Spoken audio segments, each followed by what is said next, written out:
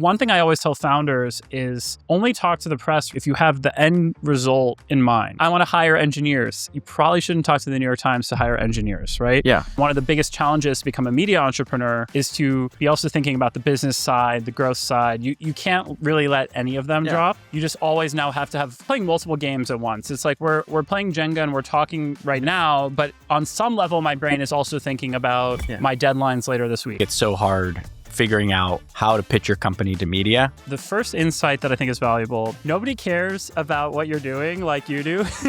Once you embrace that and accept it, then you think, okay, how do I win them over to maybe care a little bit? Can you tap into a bigger trend? Fun to work on is key. Because if all the work feels like work, obviously being a founder can really suck if you're not enjoying what you're building, you don't believe in it. I've already had a couple moments just in the first year where it's like, nothing feels fun. It's like you're grinding so hard, you're working long hours, the payoff isn't quite there yet. And so you're sort of like, gosh, this is not a great time.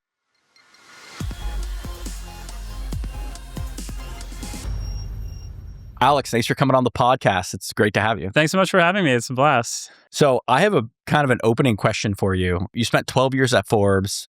You're the main editor covering AI, and you decided to leave and start an independent journalist company, Upstarts Media. Why did you become an independent journalist? Like, that's a big bet. It's funny because some people are like, why did you wait so long? And other people think I'm still insane. So there's like a full spectrum of too soon or shouldn't have done it at all. But for me, it was kind of a combination of a market reason and then a personal reason, which I'm sure is true for a lot of entrepreneurs you talk to. On the personal side, I built my career at Forbes. I got to run the Midas List. I got to run and co-create the Cloud 100 list of enterprise companies. I did a bunch of events. I did all these cover stories.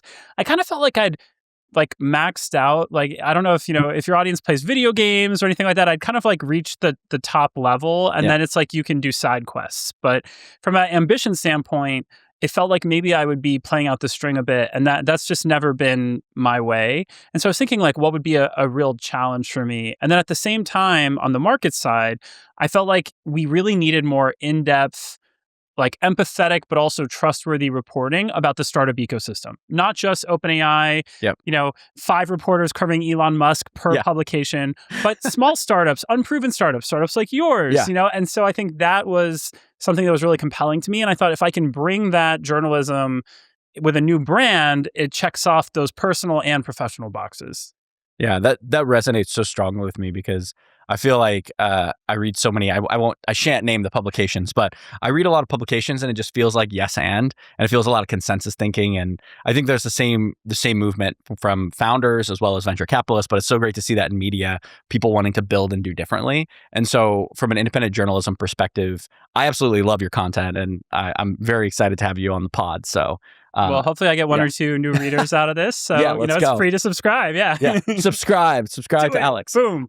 So part of the Not Another podcast is we play a game. Okay. So I can lure you into distraction and get very awesome. False sense of security. Yes. Okay. Yes. And so today's game is Jenga. Okay. Which I haven't really thought of the metaphor, but I don't know. There's some tech metaphor. Are you saying that media empires are all Jenga towers or something? Yeah. Yeah.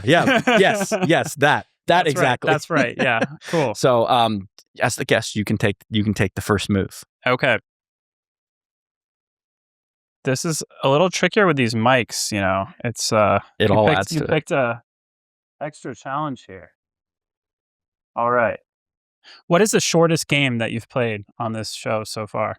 Did someone just wipe out and lose? No, we usually accidentally do long games. Okay. And then there's no resolution. Yeah. Okay. Yeah. Jenga is really fun though because we'll usually get to the meaty conversations when it's very tall, and then it collapses. Oh yeah, I forgot. Yeah. There you go. Okay, that's my move. So what's been the biggest difference for you?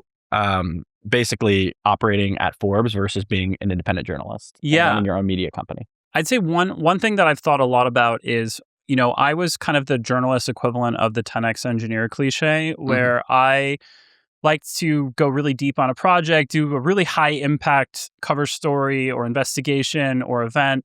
And then I could kind of reset, sort of think, what is my next project? What is going to really excite me? And you can't really do that as a founder.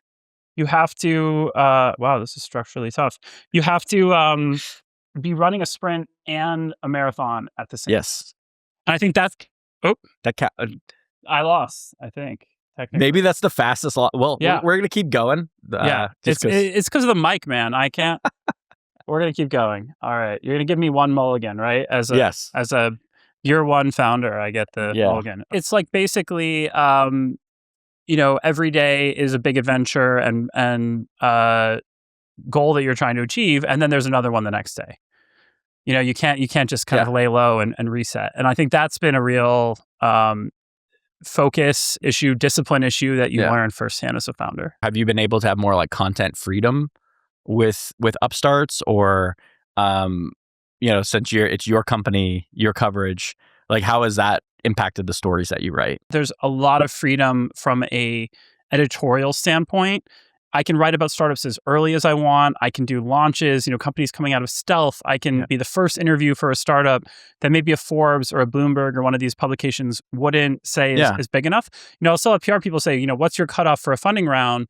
I don't have a cutoff for a funding round. I have what I think is like going to be interesting for the audience. And so for me, the blessing and the curse is that I don't have bosses and managers telling me what to cover, but I have a audience, a customer who I feel laser focused on providing value for. And it's almost harder in a way, but I theoretically can write anything I want. Yeah. It's in a lot of ways when you're building something for the customers, it's the same as startups. It's like what's more pure.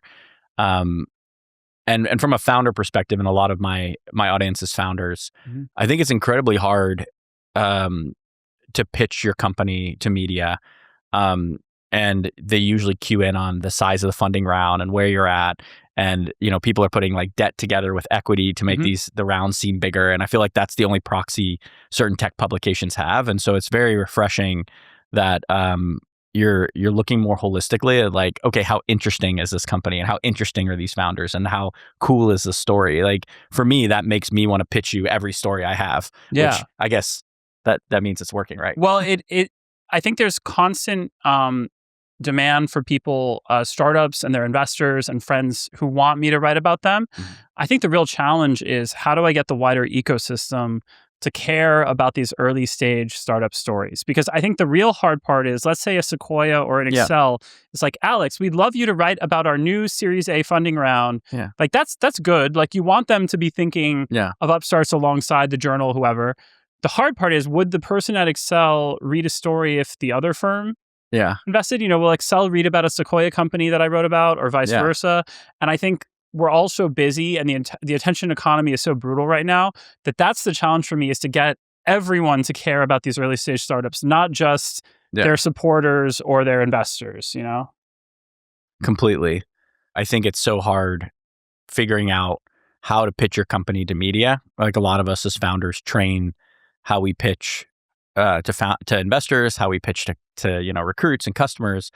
If you had a tip to a lot of the founders out there, whatever the stage, like what do you think is the best way to approach someone to get your company covered?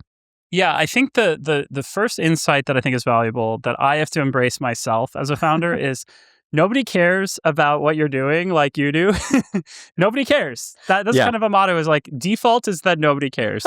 And once you embrace that and accept it, then you think, okay, how do I win them over to maybe care a little bit? But, the default is that we're all busy. We're all skeptical about reading about another startup. And so can you tap into a bigger trend?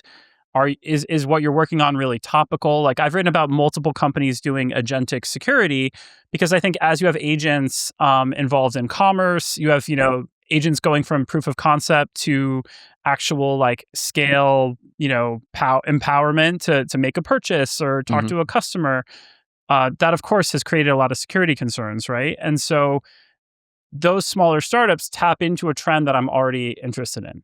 If you're in a new category that nobody cares about yet, you have to sell me on the excitement of the category, right? Like, why is this going to be the next big thing? And sometimes I'll get it, sometimes I won't. Yeah, that's great advice. Like I've talked about my wife in these episodes, but she's also a founder. And whenever I find myself getting frustrated at one of my employees as a founder or an investor or whoever, right? She always reminds me, no one cares as much as you do as the founder. So like, she says it nice in this, but like, shut the fuck up. Like, Yeah. and I feel like you almost need to have that same approach when you're pitching your media stories, which is like, who you got to find your person and also find a way to, share your company. Well, my wife is also a real reality check for me often. I'll be grinding till 3 a.m. and I'll say that's just founder mode. And she'll be like, but was every meeting you took today actually high impact? Yes. Could you have maybe managed your time better to not be working at 3 a.m.? There's, I think it's a reminder that there's no inherent nobility in just grinding long hours. We can always be more efficient. And so that's the kind of feedback, the tough love I get. I think I get the same tough love. And I think it's so great to have a partner that calls you on your bullshit.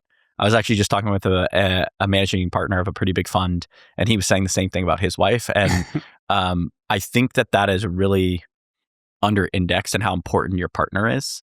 And that trend that you're hitting on, you can't just brute force and work hard and create something. Alexis Ohanian talked about this. He's like, it's almost insulting to think if you just work really hard, you can create this exponential $1 billion thing or this really valuable media company. It's also catching lightning in a jar. So I think mindfulness is so important. Yeah. So you're obviously like working at 3 a.m. to get the right stories and talk to the right people. But how have you balanced the year one grind of Upstarts with mindfulness to be able to show up in the best way on the most awesome podcasts, or with getting the best founders and the best stories? Like, how do you balance that? It's funny because one of the first events I spoke at after launching the company this year was in Miami this spring. And I flew down and I spoke at a couple, things. And I thought, okay, this is a pretty good use of a couple days. But at the same time, a founder was on stage at the same event and basically was like, in the back of my mind, I feel guilty that I'm here because I should really be building my business right now. And I didn't fully get at the moment how much that would resonate with me, but I do think that you just always now have to have kind of, you're playing multiple games at once. It's like we're playing Jenga and we're talking right now, but on some level, my brain is also thinking about my deadlines later this week, right? Like we're just always operating on multiple levels at once. And I think that is definitely a challenge that a lot of journalists don't have at a big publication. And one of the biggest challenges to become a media entrepreneur is to be also thinking about the business side, the growth side. You can't really let any of them drop. So I am the kind of person who would love to just go deep on research or like a project. I get very excited about something. I can spend hours like engrossed in one idea. Can't, that's a luxury now. You really have to earn that. And so that's something that has just been a constant adjustment for me. Am I having a healthy number of biz dev meetings, forecasting meetings?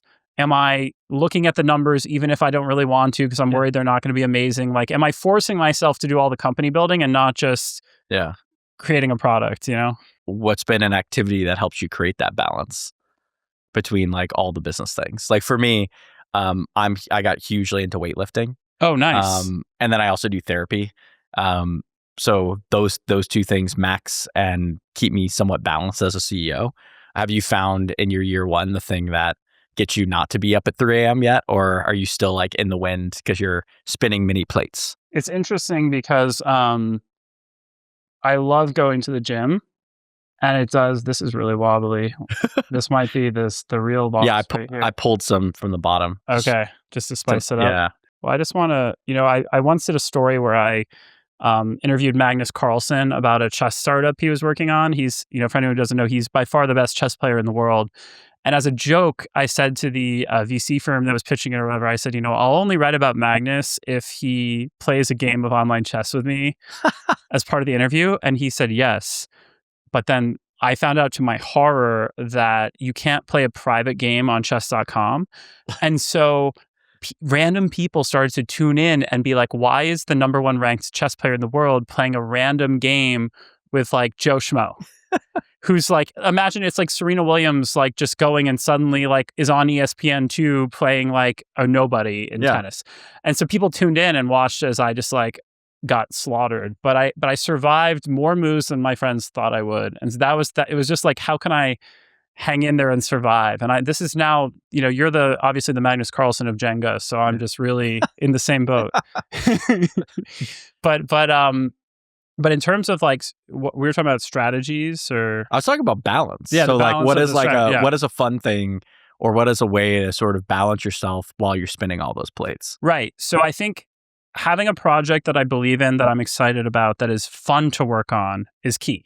Because if all the work feels like work, obviously being a founder can really suck if you're not enjoying what you're building, you don't believe in it. I've already had a couple moments just in the first year where it's like, nothing feels fun. It's like you're grinding so hard, you're working long hours, the payoff isn't quite there yet. And so you're sort of like, gosh, this is not a great time. But I find that for me, refocusing on, hey, I have this project coming up, like my own upcoming podcast that I can be really excited about, that makes the rest feel a little less painful. And then I think just finding moments like I don't go to the gym enough, but when I do, it feels great. So it's actually on my list always, like, how do I find, ways to go to the gym more? You can tell me how to be a dad and go to the gym and do this stuff, because for me, my personal care usually falls by the wayside first.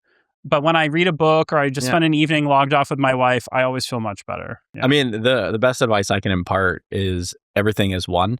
So integrate it all together. And for me, I realized like, going to the gym and having that downtime in my brain actually lights up other things. And so in a way, I'm being paid to go to the gym and think about that stuff. And if I'm not showing up the best, I won't get the most exponential opportunities. And that's usually in year one. I'm at like year 1.5 for my current business. And so I finally was able to start getting some really awesome people involved, and that takes the pressure off some of those things. Sure. But I love your story about just spinning all the plates, and I think also in the media space is incredibly interesting and challenging as well. So like, what do you think as you look to the next year with Upstarts? Like, where do you see a huge opportunity for independent media, and where are you pushing your brand? Yeah. So I think one challenge for a lot of us that is also possibly an opportunity, and you have to tell me whose move it is because I don't even remember. Is it my move? It's my move. Okay. I'm holding he's been stalling. Yeah. I'm holding it to get you with the great question. That makes sense. Let the record show that it wasn't me stalling. No. Look, the good thing and the bad thing is that in a way, I am my product. So while I have a lot in common with the startups that I talk to, and I love talking to founders every day, we're all building something a little different, of course. And in my case, often it's very different from an AI software tool or something like that, because I'm not quite an influencer, but in a way, I am kind of a creator where I am the brand in a lot of ways. And so the do things that don't scale cliche is my entire life. Yeah. So I work with a fractional business development person. I work with a producer, but I don't have full-time employees because I'm not sure what they could exactly do that would 10x our business right now. And I never want to be a media company that hires a bunch of people, raises money, falls into a growth trap, and then fails. Yeah. So I'm building like revenue funded, careful business. And so when I think about sort of scaling, it's sort of like, how will I empower people that they can grow and become stars themselves, or they can really run with Upstarts in a way that I'm not basically just like hiring a chief of staff or an EA or like some of these other things to make my life easier. As a startup like yours naturally scales, like you have software that works, you have smart people that work. And I think that's one challenge for people like me that if I can crack it, will make my life much more easy and exciting in a year or two. Someone who's done a pretty good job of this is, there's a very popular Substacker named Emily Sundberg. And Emily Sundberg basically has brought in a couple writers. She's launched a podcast that she's not even hosting. She's kind of building this little empire around her brand, but helping grow these other people too. I think that's what you're going to see from Substack people, from other new media companies, is like, we want to be very honest about who owns the IP, who can grow. And we want to basically like never fall into the trap of a Forbes or some of these other media companies where you're arbitraging, your margin is like, labor versus the advertising dollars you're bringing in. And someone like me was one of the better paid reporters at Forbes, but even then was acutely aware that I'd sort of hit a limit and was creating a lot of profit, back for my employer. So, I mean, I also think AI is a perfect catalyst right now for a lot of founders, yourself included, not to have to hire a bunch of people. Yeah. How destructive or disruptive do you think it's going to be to the legacy media industry? I think AI is going to hurt journalism at the margins and then empower other things too. I think the reality, one joke I tell people is they act like AI is going to write all this content slop. We've seen people talk about Sora and AI video slop. We've seen, the concern about AI slop across the board, right? There's the dead internet theory. Like, I don't know if you ever go on Reddit, but occasionally I'll be on Reddit. That's one of my favorite theories. Yeah. You want to tell the viewers what the dead internet So theory the is? dead internet theory is that a lot of the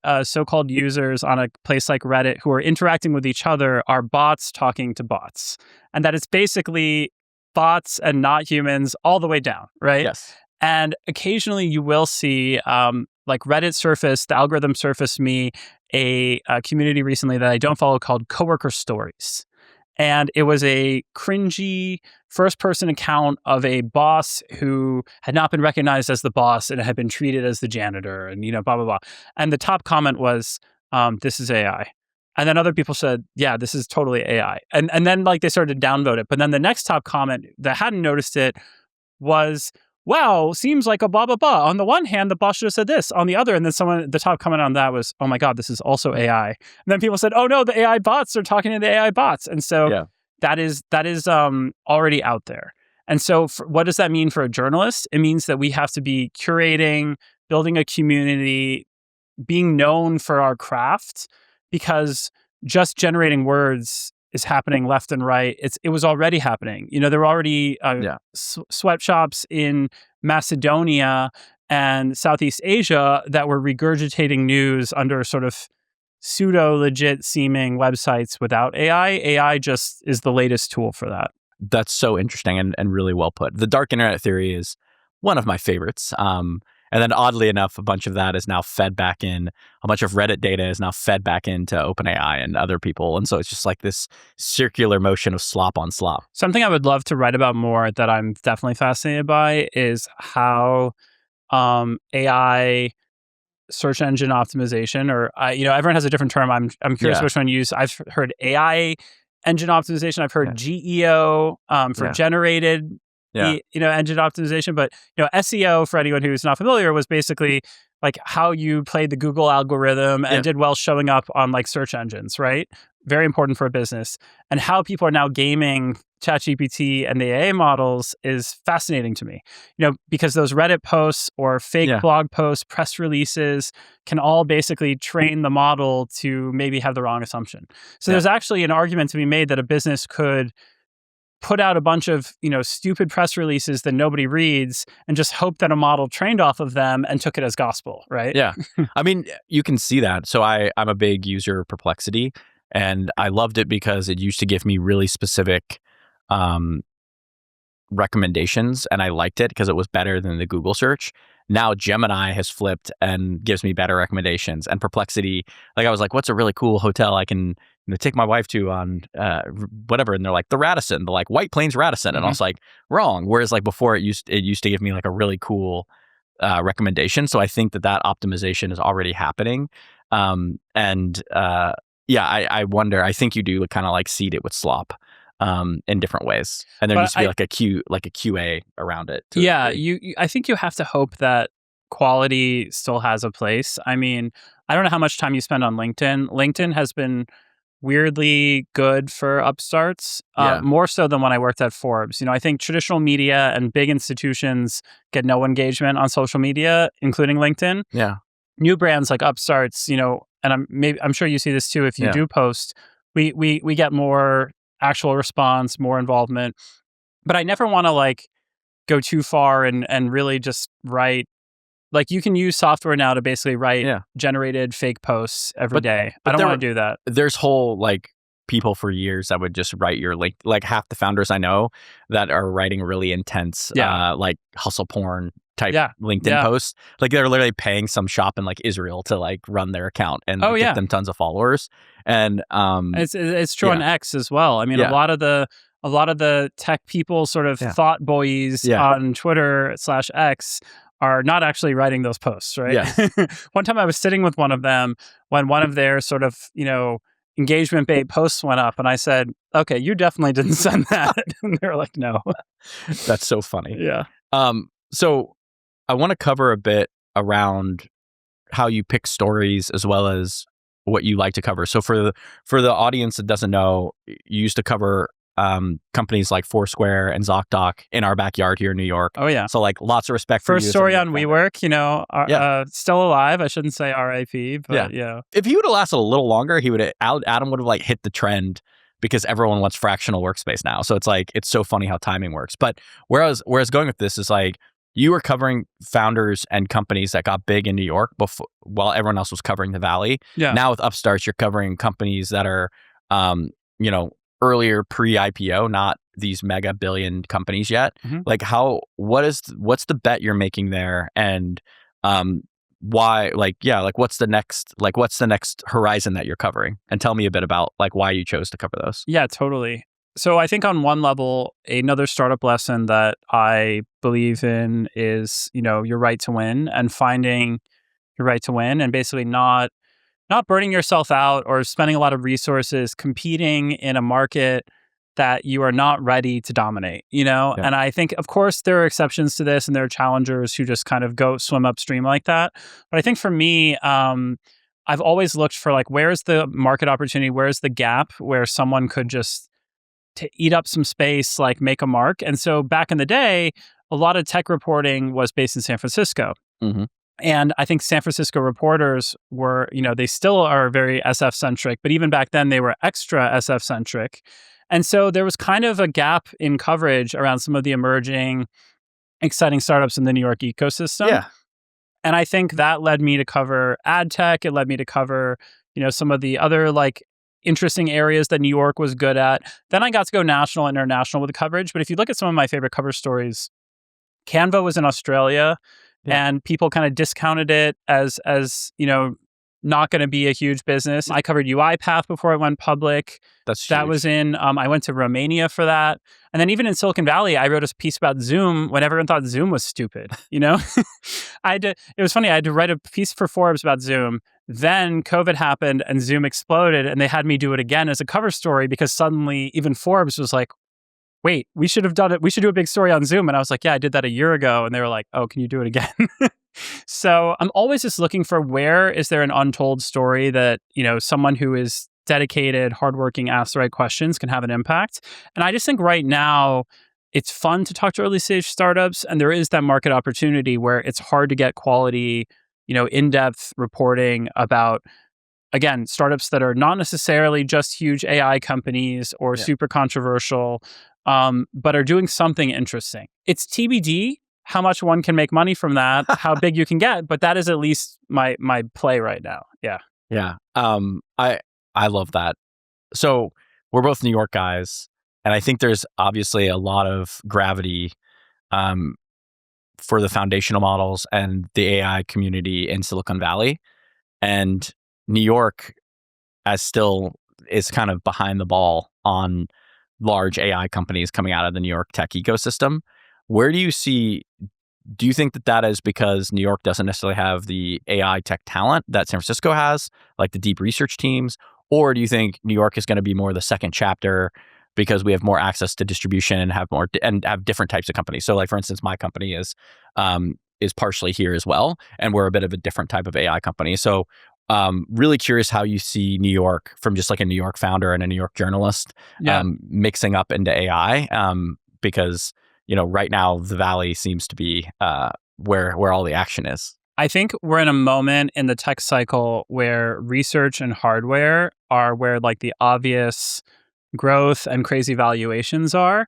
And Silicon Valley will win on research and hardware. And so if you think about, the big labs like Anthropic, OpenAI, you think about the newer companies like Thinking Machines, or some of these robotics companies like Physical Intelligence, it makes sense to me that they're in Silicon Valley. And I think when they're raising billions of dollars at, these huge valuations, they're going to get a lot of attention, right? I think New York has always been where I see tech meeting the real world in a lot of ways, meeting commerce, meeting, finance and retail and, culture in a lot of ways. And so I think we will have a few infrastructure companies that are successful in New York. Modal is one example. We had MongoDB here pre-AI, and I think we'll still have a few of those. Datadog. Of course, Datadog is great. And I think over time, the real question will be who is the WeWork, ZocDoc kind of, companies like that. Blue Apron. Remember, all these category creators come out of here, and I think we will see more AI-enabled companies there. And then I think we'll see companies like Ramp, which is based here, do more and more with AI until it's sort of a silly question like, is Ramp an AI company? It's a fintech, but it does a lot in AI. And so I think a ton of AI-related people will be employed by tech companies here. I just don't think it'll be, those Stanford PhD AI researchers working on like a new frontier model here so much. But I mean, Hugging Face employs people here. OpenAI is opening an office here. These companies will be here, but I think they'll do a lot of like sales here, a lot of marketing here, and then they'll all fight over the same few Stanford PhDs who can, as we've heard, reported, command like $100 million salaries or something insane. That is not the experience of most people in startups. Well, here's a sleeper, and maybe this isn't so much of a sleeper thing, but MIT, early Cursor, early Mercor, I believe I don't want to like name the incubator because I don't want to like put them on blast, but there's like a loosely affiliated incubator of sorts that's like loosely affiliated to MIT. And there's obviously a huge amount of research talent there, and they stay on the Eastern Seaboard. And so I think there is like the right alchemy of something really amazing big companies to happen here, and I'm kind of excited to see what it is. But I think you're bringing a great point that it's likely not going to be like the quantum chip companies or the research team. I think it's going to be much more in the applied AI space or the enterprise AI enablement. More on the New York's always been more about like the distribution side of things historically, and that's where I think we'll end up playing. I think one challenge is that MIT has produced a lot of great AI founders, but even a lot of the ones that I think of today, and several that you mentioned, such as Mercor, have moved to the West Coast. So yes, there's like East Coast traces in them, but I think if you are a deep math, deep research company, you feel a lot of pressure to move to the Bay Area. Well, I mean, the talent pool. But if you're trying to build, the next Shopify or, the next whatnot, whatever it's going to be, and those companies are obviously still around and growing, I don't see why you would need to do that in San Francisco. I don't see why the next Stitch Fix needs to be in San Francisco, even though the last one was. I also think there's a huge opportunity for European talent. So like a lot of the research teams are coming out of Europe. We have Mistral, which is a very good foundational model out of France. Lovable, an awesome applied AI company out of Stockholm. So I think there is an opportunity for New York also to pull talent from Europe to help seed and feed businesses here as well. Well, selfishly, that's why I like Upstarts being in New York is I go to the Bay Area every month, but it's also easy to go to London. I'll be there in February hosting a couple events, and I've already written about several startups in the UK and Europe. One is one that I use all the time, Granola. It's my note-taking app. So that's led by an American who lives in London, and he said to me when we wrote about him earlier this year that he likes being outside of the echo chamber. He said that if he had been in the Bay Area, Granola would not exist the way it is today because they would have fast followed onto every flavor of the month trend or fashion. But being in London actually allowed him to focus and spend a year, refining the product he wanted. And I love stories like that. That's an Upstart story to me. Yeah, that's, I think, such an incredible point. And in a lot of ways, I think of AI as sort of more akin to the microprocessor than cloud computing. Like cloud computing happened once, the microprocessor just exponentially evolved, and then the people who could apply the microprocessor the best had the best technology. And so I think really your speed to iteration is probably the way to win. So like when you were like, is Ramp an AI company or a fintech company? I think Eric would say it doesn't matter because he's a beast at iterating. And he's like, I'm going to go take a huge chunk out of Concur's ass. Right. I think what Eric would probably say, and Eric, come on the show if you haven't been yet, is that they're a growth company. I mean, they just care about growing and they just continue to grow so fast. And that was actually a challenge with our Cloud 100 list of Forbes was, it was around for 10 years. They published their 10th year after I left this year. But even as I was thinking about leaving Forbes, it was sort of like everything is cloud now, And I think for AI to be truly successful, everything will quote unquote be AI in that sense of, yes, there will be real AI companies like OpenAI or like model makers, but every other company will have AI in some way, in a way that they don't have to talk about as AI, right? It's just how we do it. It's just like a company doesn't say, "Oh, I'm a mobile company," because we have an app, right? That's not really a differentiator. What do you think is going to happen with the foundational model? So we've had some really good, and in recent news, we've had some really good open source models continue to come out of China that are on less basically like less good chip stacks, but more efficient. We've had upstart models come in and take out market share, like Mistral from France. Gemini has come in with a great data set, and I think Google is a powerhouse on the distribution side. Are models commoditizing, or there's still room to play in the model space? If you were, forecasting and reading the tea leaves, because I know you talk to a lot of these different teams and you talk to a lot of the investors, what do you think is happening at the foundational model level? I think that you have the scale battle for sort of the ultra expensive, most kind of cutting edge models where we see, like OpenAI's Codex release, like they want to have agents that can run not just 24 hours unsupervised, but like a week unsupervised. And you're seeing sort of deeper and deeper sophistication that will be really expensive coming from Anthropic, OpenAI, et cetera.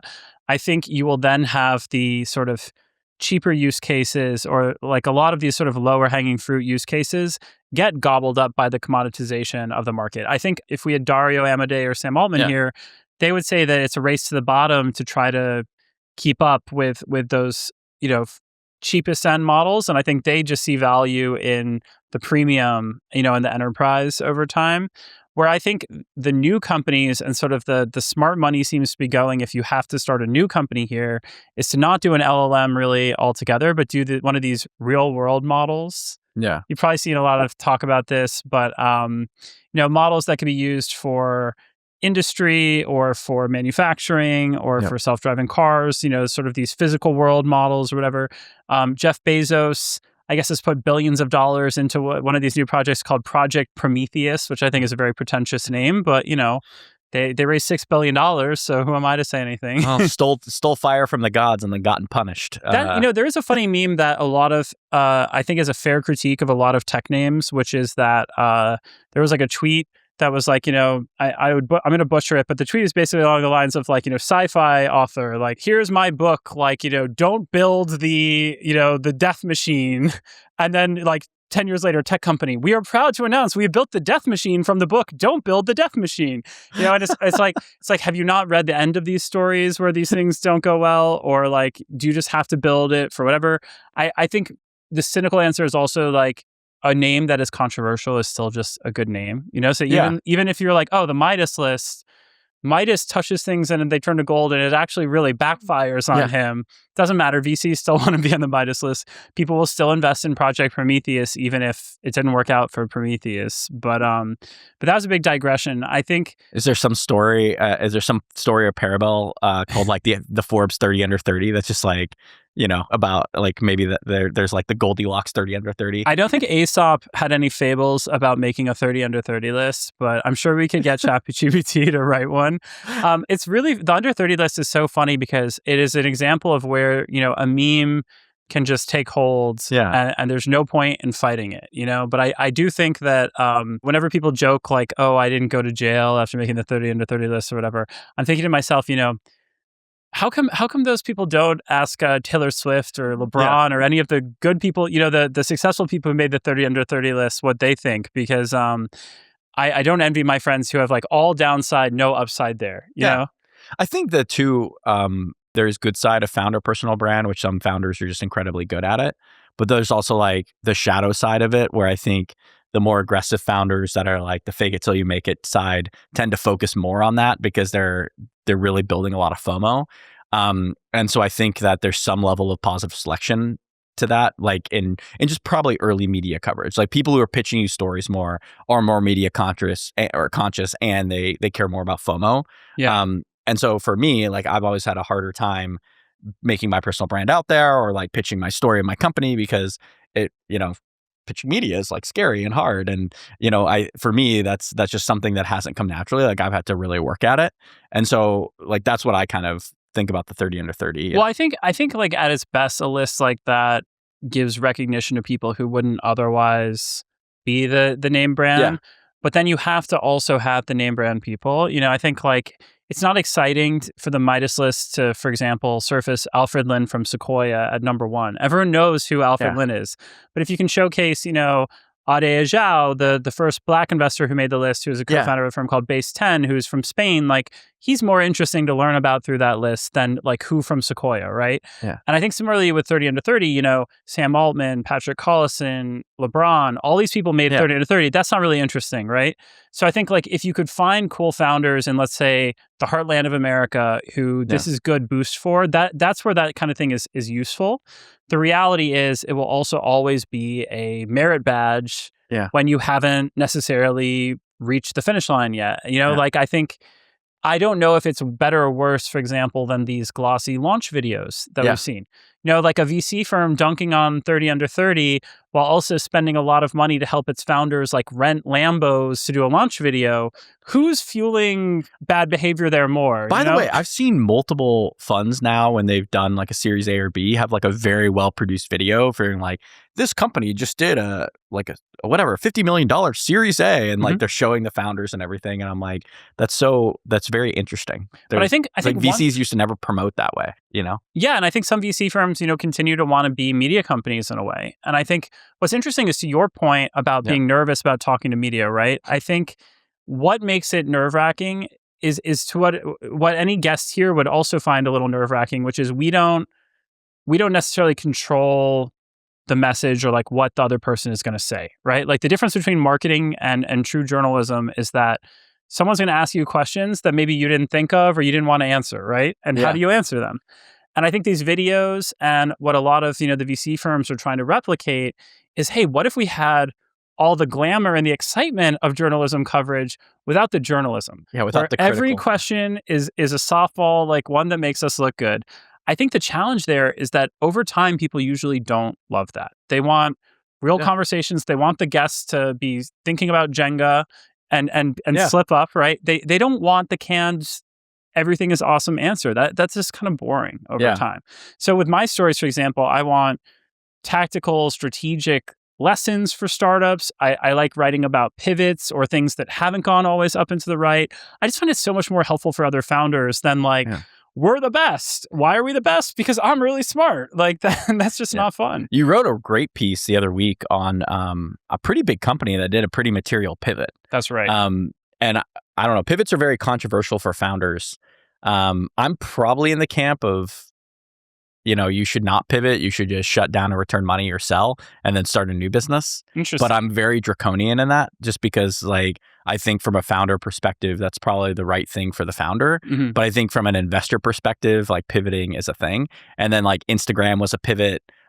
So many companies were pivots, but like your case in point, like that piece stood out to me. And that was the impetus of texting you to bring you on the podcast because I was like, this is an awesome story and there's great founder stories behind it. Yeah, I mean, I think, and threading the needle there is a lot of the fun. It's like, obviously if a company is pivoting and maybe laying some people off, like having to really go through that refounding moment, that is not all fun. And I don't want to glamorize it and make it seem like that is like awesome.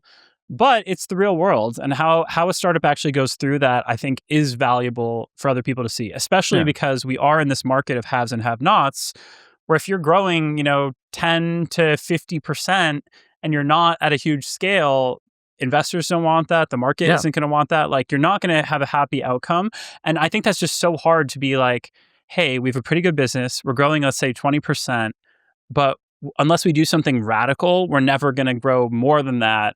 So the music is going to eventually stop. Like, and I really admire founders who can have that honest, kind of reckoning. I agree. And I think there needs to be sobriety around that. Where I would want to like poke on it a bit is I think some founders feel an obligation to, even if they're not happy or they're not in flow with the business, and they're like, I'm going to pivot into this insurance thing, or I'm going to pivot into this. And it's like, are you really the best person to found that? Are you really excited to build that company? That's a really good point. Like I think there's like in that story with that founder, they clearly like really love their business. They really love the direction they went. So like it made sense to pivot into that. If you lose that right to win and like you, like I'm writing about tech reporting. And if I was like, you know what? The market isn't rewarding early stage startup coverage enough. I'm going to pivot to baseball coverage. I would expect a lot of my subscribers to be like, we love you, Alex, but we do not love your baseball analysis. Like, I would have no right to win there. If I was like, you know what, we've written this percent about AI. We need to do more or less. I think there it would still feel like a natural progression. Like, does it make sense to your customer is really a question. So awesome. There's a narrative out there that journalists are out to get founders. So there's kind of an inside joke with founders around that, where I think specifically with certain publications, I won't name them, founders feel like, oh, they're out to get us. They're out to get a story. They're just here for clicks. You say that's not the case. Like, can you talk a bit about that? Well, I have a lot of different perspectives here. For starters, a founder who I will not name, but who is well known on social media, DM'd me a few weeks ago saying, "Hey, Alex, would you like to write a hit piece about us?" Yeah. And you ask yourself, why did they say that? Because they're cynical and they thought this is all a game where journalist writes salacious hit piece, they get attention, tech company cries outrage, and everybody wins. I think they were seeing it kind of like one of those like fake celebrity beefs or something, where like, or a fake relationship or whatever, where it's all just for attention. Obviously, I did not respond because that is not the game I'm playing. But that is just one reminder to the audience that a lot of this posturing you see is people playing a role, theater, doing some hustle in some way. Yeah, I mean, some of the tough guys on the journalism or tech side are very meek and sort of polite in person, giving you like a floppy handshake and like, oh, great to meet you. And some of the people who are, saying, for example, never talk to the press, are pitching the New York Times. Yeah. So just be aware, I think, of the game there is one piece of feedback I give. But then also, I think another thing that I like to explain is that Charlie Munger was so right with show me the incentives, I'll show you the outcomes. This can be both overt and implicit, where basically on the overt side, there's Forbes or the New York Times or whoever saying, we're not going to cover a story that doesn't meet a certain valuation bar or impact bar. Like, we're not going to cover this thing. Or they might even come from a good intention, but then piss off, let's say, the ecosystem. Like, I'm sure someone at the New York Times was like, David Sachs is really powerful, the AIs are, and he's a VC. Is that a conflict? Let's look into it. But then they have a lot of incentives, whether they explicitly talk about it or not. They're of course incentivized to like go into just the concerns there or the potential conflict. So basically like try to dig for something compelling there, right? Because if the answer is no, there are no conflicts, that's not a story. So the incentives there are set up for it to be what might be seen as a hit piece. But then I think there's one other layer to this that doesn't get talked about, which is who is the audience? So one thing I always tell founders is only talk to the press really if you have the end result in mind. Like talking to Bloomberg and talking to Upstarts will have very different audiences, very different results for you. And sometimes you'll want to talk to biggest prestige publication to impress my parents, and that might be your honest goal. Or it might be, I want to hire engineers. You probably shouldn't talk to the New York Times to hire engineers, right? Yeah. So always having an outcome in mind and reverse engineering what the press gets you, I think is really important. And that's where also it gets interesting with same thing for the journalists. If I'm writing for the New York Times, I'm writing for like Alex's mom. I'm writing for like Alex's Thanksgiving table of like well-read people in a bunch of industries. They're not all tech people, right? Like maybe one cousin is an engineer, but most people at the table are not tech people. And they're like, what's all this OpenAI? Like who is David Sachs? I have no idea who David Sachs is. That's a very different audience than, the information writing for VCs. Yeah. And so big surprise, a profile of someone written for non-tech people is going to look really different than a profile written for these tech people. And I think that can explain often a lot of the outrage about is something too positive or too negative is basically like, who was the audience it was for? Like I have relatives who are like, I still don't think AI is like a real thing. Yeah. You start from a very different starting point there versus... I know some investors in New York that think that too. There you go. And so us arguing, is AI actually creating value in a smart way, is a very different conversation than like, whose model is better, OpenAI or Anthropic? Like, and that's a conversation we might have in San Francisco. Yeah. So, all of that is to say, I don't want to make this move, but I'm gonna collapse the if you do media it fast. industry. Oh, fast was right.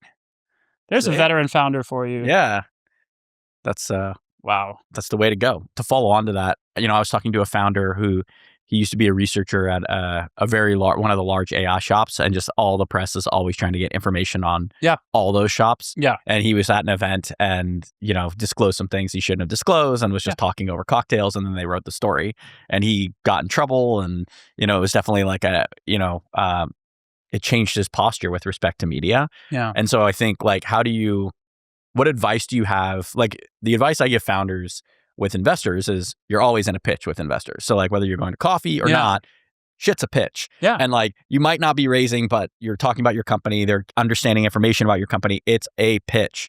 Like, is that the same? Is it the right answer for anyone that's like a journalist?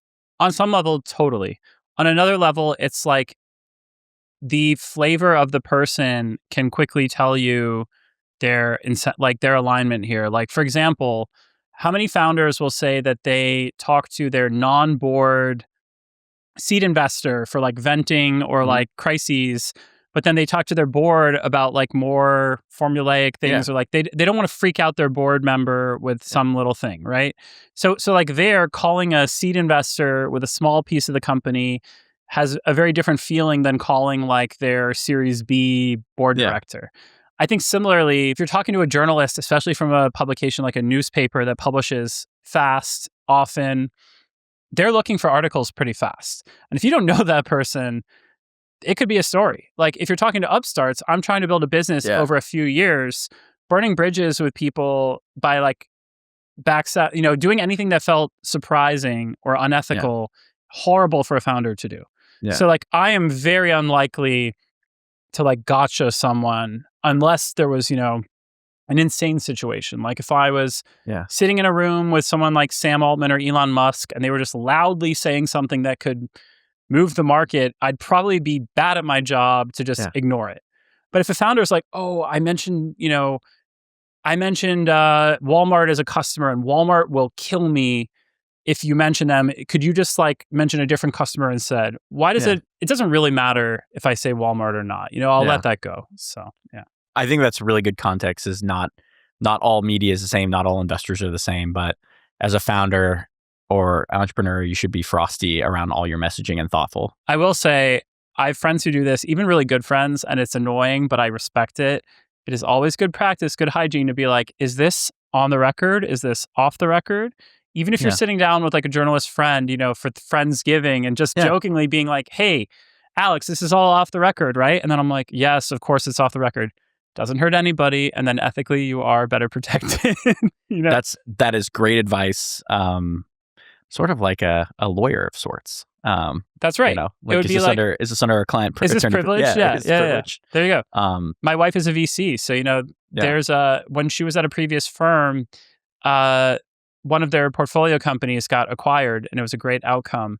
And they all knew, and I was like in the office or I was nearby or whatever, and they're all kind of smirking because they weren't going to tell her boyfriend at the time, now husband, the journalist, the news. And then of course, the minute it went out, they were like, hey, Alex, this company just got acquired. And I was like, thanks guys. But you get it. That's the game. Yeah. I mean, I think when you're in the arena like that's the way you have to go. Speaking of notable people talking really loudly. And, I think you're always someone I go to have a really interesting talks about what's happening in the market and what trends you're seeing without naming names or breaking any stories you don't want to break right now. What are some interesting themes or trends you're seeing or hearing about in the market that you think would surprise people?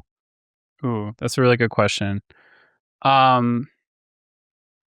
I think we're still, I put this in like my Thanksgiving hot takes, but I think we're still going to be at a cycle where we see a lot more concerned stories about breaches and like security issues involving agents. I think like it's inevitable that as people let agents shop for them, do things for them, there will be more hacks, there will be more concerns. And I think, that'll be great if you're like a security company selling for agents. It's going to like lead to a negative press cycle. And I would warn founders or people like, just expect this. It's going to be the natural growing pains. Do everything you can to get ahead of that cycle. But you will see a lot of that, So I will be Nostradamus that like, whatever the next hack is, like it's going to happen. It's inevitable. There's just too much risk out there. I mean, I got pitched the other day, like Claude Code vulnerability. And it's like, not super exciting for my audience, but I do think it's something to be aware of. I think, We're also just going to see a lot of cool uses of AI in medicine that will continue to come out that are going through trials right now, or just like it's a slow cycle. Some parts of technology, it's just funny that the time horizon is like really slow. Like I was talking to a really interesting energy company that wants to do provide energy to satellites in space in a new way, that they don't need like giant panels for solar energy. And like success for them is that they're in widespread production in 2030. Yeah. Like, I'm very impatient. I'm like, 2030, that's like 10 years from now, right? Like, no, it's not. I mean, a lot of the new energy companies that we need for quantum and for, all the data centers 20, 30 years out. My hot take right now on that and like the data center question, which will continue to happen, is like, are we in an energy crisis for data centers, for GPUs, use? My sense is that I think the AI leaders do expect that alternative energy like nuclear will render that question moot over time. And I think the question is like, will these timelines match up? That the nuclear, that a lot of this stuff is commercially available before we hit that short-term crisis, right? Because right now they're using natural gas and coal and stuff like that, and it's not great for the world. No. But I think these guys think in such big time horizons that I'm sure Elon Musk would be like, well, in 10 years, we won't be talking about this. So who cares if I'm polluting today? Yeah. And the people who are getting polluted on are like, well, we kind of care right now. And it's a question of time horizons. What's your read on China's open source models eroding the value of OpenAI and Anthropic? And like, I think initially when OpenAI came out, we thought that there would be, like there's a notion that it's like, okay, there's going to be one search engine. There's going to be like one perfect model, kind of like Google. That's what people are going to use. But China, largely China, but I think other countries have now shown that they can build very accurate, good foundation models. Some are open sourcing them. How do you think that's impacting the market and the valuations of those companies? I think that a lot of the world is going to adopt Chinese models just like they adopt Chinese electric cars and Chinese infrastructure. Like, feels like Africa is like half subsidized right now by Chinese corporations in a way that is, I think, concerning geopolitically. South America too. Yeah. And so I think like the US is really losing a march there with like access to these cheap models. I think that it'll be really hard for political reasons for Chinese models to get too popular in the US or Europe. I think, I wrote a year ago when I was still at Forbes about the idea that all the big powers would have a sovereign AI model. I think it's still kind of happening, but it didn't happen as fast as I expected. Mistral is clearly doing well in Europe, but the leading model companies in like Japan, India, I don't hear about as much as I would have guessed a year ago. And they exist, but I just don't see them as much. Is it talent? I think it's that there's a high bar. It's not enough to just say, I am India's like frontier model. Yeah. It has to be better or interesting in some way. Like the Chinese models are claiming they're cheaper. Yeah. And of course, there's some pushback of like, are they concealing how much these things really cost a bit so that it's good marketing? But like, I think China will win on like just the way it wins on cars, like cheap, reliable, generic model use. What will be India's like flavor that is better than just like, hey, trust it politically? Yeah. Because I think India is too integrated right now with either China or the US for there to just need to be 5 frontier model companies in India. There are a lot of amazing AI application companies coming out of India, So there's one question of closed source versus open source, and I think that's like one of China's strengths right now. I'm going to Jenga it right now. No, do it. Yeah. Let's go. Jenga. And so that's definitely one of the angles, that I think about. But I was talking to the builder of a pretty large frontier model in not Europe or the US. So there you go. Yeah. And they had built it. It's accurate. It's there. But honestly, I feel like there's not a lot of usage. And so the impression I got is they had kind of gone off to do something else as well. And yeah, like I think the big issue that a lot of the foundational models have is distribution.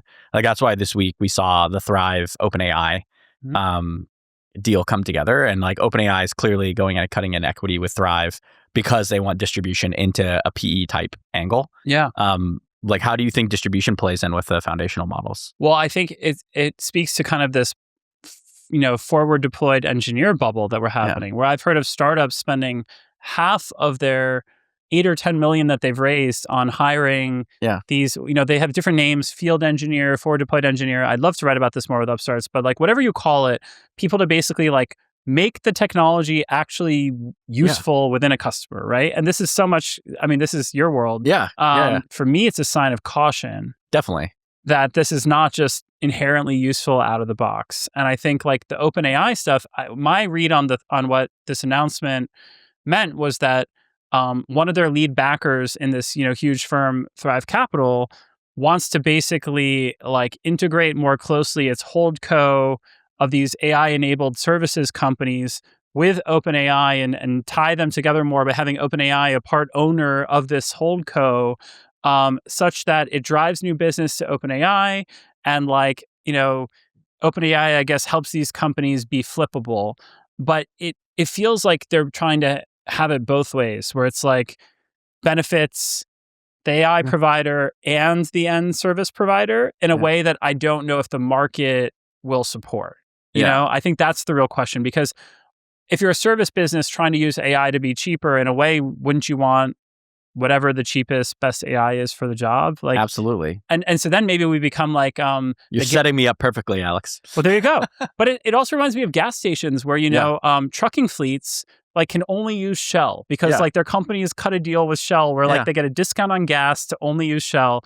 Is that the direction OpenAI is going, where it's like, you can only use GPT-5? Yeah. Who knows? I think there's real distribution challenges with the foundation models, but what's so interesting is they are getting better. They are doing cooler and cooler stuff. Like I was using SuperGrok lately for research. It's incredible and it's super fast. And how fast Elon Musk has built XAI and their infrastructure is nothing short of incredible. I think Grok, unfortunately, I sleep on Grok because so much of what I see is just it saying dumb things on X, which I know users are pushing it to do. But I have to look at more at Grok. For me, like, can I just say, to complain a little, I think it's not a great experience for a user that they have to be constantly testing all these tools to see like which is a little bit better for a use case. That is like an unfriendly experience for a user. So do you know, back in the earliest days of the internet, before there were search engines, there were all these competing different indices.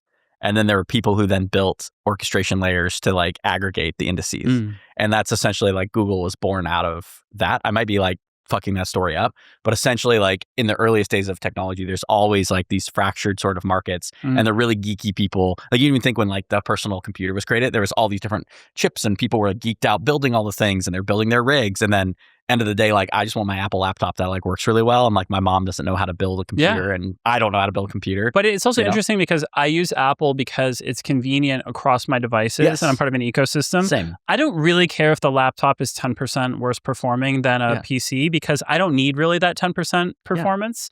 I think what's really interesting to me is like, will the AI models be similar where it's a brand and it's an affinity or a network versus the actual capability?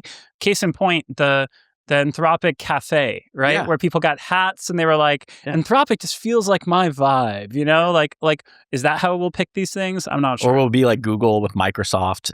Does Google have the distribution and now they have the training data, so Gemini is just one? Like it might, how much incrementally better can you get than Google's team now that they're on top of it? The Upstarts position is that because we get to write about startups mostly, I think startups win if they have more cheaper options out there. And let these companies that have raised huge amounts of billions of dollars keep competing for who has the best model. As long as there are ways that it's easy to swap in that model as a startup, I just think that the output the startups get from that is more interesting to me than the capabilities of the model itself. Completely. It's all free market. And I think we need to keep that all very competitive. What's like one thing you want to tell the audience about being a founder or independent journalism that you haven't talked about yet?